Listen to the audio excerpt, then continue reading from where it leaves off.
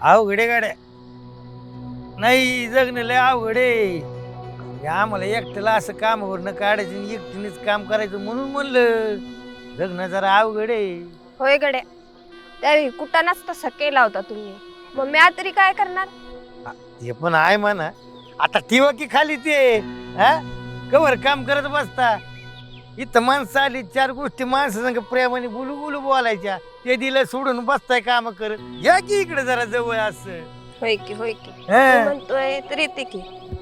मग नागदेव आज असा अचानक बोलायला लागलाय. नाही म्हणजे एवढ्या दिवसात कुठं दिसला बी नाही. कोणत्या बिळात लपून बसला होता र? आता काय बियातलं पण बसताना नागदेव आहे वय यो.